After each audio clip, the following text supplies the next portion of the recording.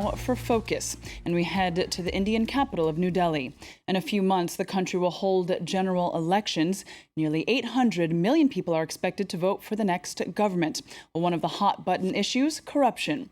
2 years ago, a popular anti-corruption movement swept the nation, and its impact is now being felt in the country's politics.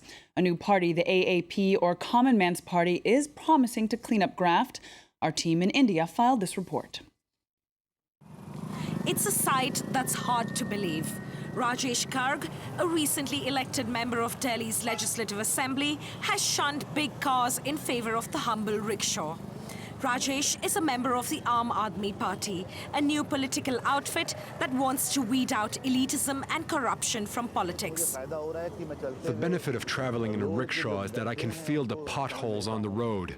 I can see all the garbage and experience all the problems on Delhi's roads. Often, people who voted for me stop me and tell me their problems. Namaskar, sir. Namaskar. Can I have a lift up to there? Yes. Rajesh believes that an elected representative is a public servant and should behave like one, an idea that many of his voters find appealing.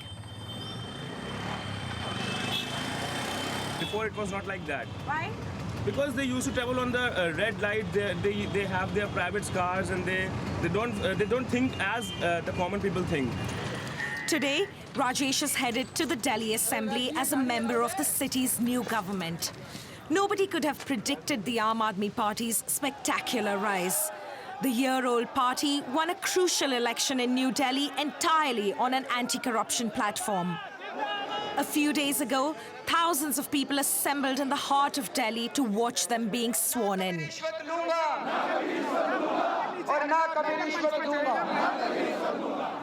The man at the helm of the battle is Arvind Kejriwal, the iconic head of the Aam Aadmi Party and Delhi's new chief minister.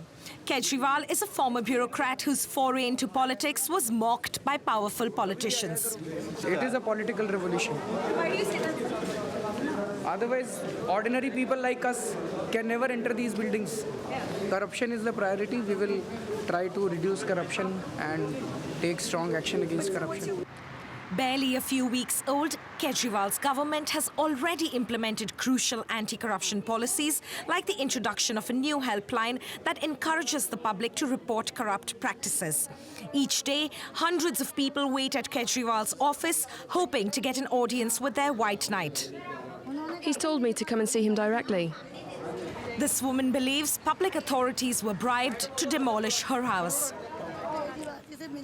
I've come to meet Mr. Kejriwal because I want to know why only my house was demolished and no one else's in the neighbourhood. I'm sure he can help. 10 years ago, Kejriwal's life was more ordinary.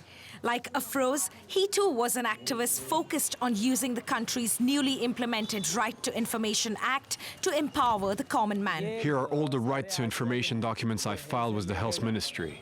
The Indian government introduced the RTI Act in 2005. Under its provisions, any citizen can request vital information from any public authority. It quickly became a tool to fight corruption in the hands of activists like Kejriwal and Afroz. For the first time, people were able to question their government, to say, we elected you, what have you done in the last 5 years? Many corruption scandals were revealed because of the Right to Information Act, the RTI. Afroz's activism has had concrete results. His RTI request to the Ministry of Health led to a significant reduction in the price of important life-saving drugs. What was the price of this medicine earlier? 266. We have a variety of more than 315 medicines, which has been reduced tremendously from 30 to 70%. RTI activists are now breaching new frontiers. Subhash is lobbying to bring political parties under the scanner of the Act.